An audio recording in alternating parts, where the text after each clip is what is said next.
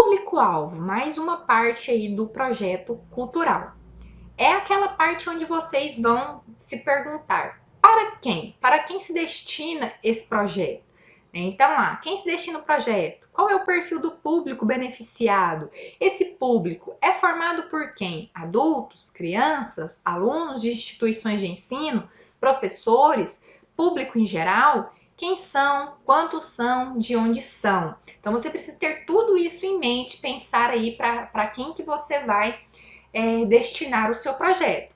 É indiscutível a importância de obter o máximo de informações sobre o público-alvo, pois, conhecendo melhor o nosso público, poderemos planejar as ações do projeto de forma mais eficiente. Então, até aqui eles colocam, né? Já sei o que vou fazer e o resultado que quero atingir. E agora? É a hora de definir quantas pessoas você pretende beneficiar com o projeto, quem é o seu público e qual é o seu perfil. Isto é, você precisa conhecer o seu público-alvo. Então, suponhamos que vocês vão fazer uma oficina de reciclagem. Essa oficina de reciclagem é para quantas pessoas? Vai ser adultos? Vão ser crianças? Vão ser jovens? É para uma turma específica de uma determinada escola?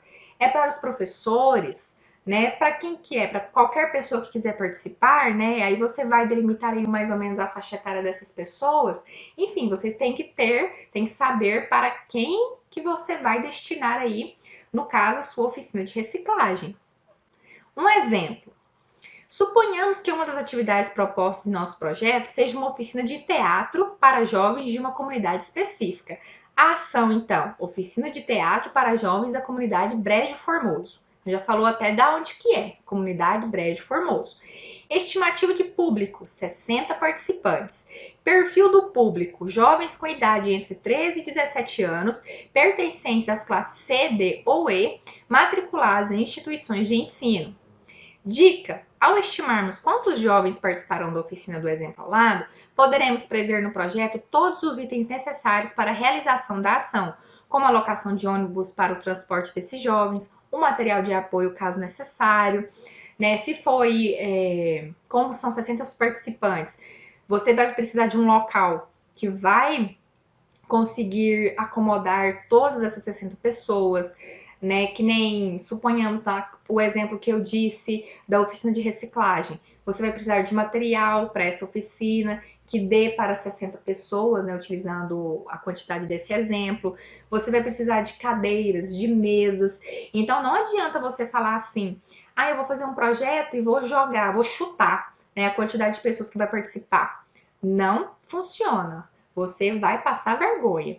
Isso é sério. Porque principalmente se for ações igual essas, oficinas, exposições, né? Apresentações. Então você precisa ter mais ou menos aí uma ideia de quantas pessoas vai participar do que a idade delas para melhor organizar aí o espaço, né? Enfim. Além do mais, por meio da estimativa do público beneficiado por projeto cultural, também poderemos ter uma previsão da receita do projeto, convencer potenciais patrocinadores sobre a visibilidade do projeto e, obviamente, da sua marca, possibilitar que a comissão avaliadora dos projetos submetidos a leis e editais de incentivo à cultura tenha a informação sobre a quantidade de pessoas que terão acesso ao produto a ser financiado. E conhecendo o público por faixa etária, classe social, localização geográfica, teremos a possibilidade de adequar a estratégia de comunicação. Um exemplo, pessoal, eu trabalho no museu. E quando nós propomos uma atividade, uma oficina, uma palestra, a gente precisa pensar na faixa etária que nós vamos atender.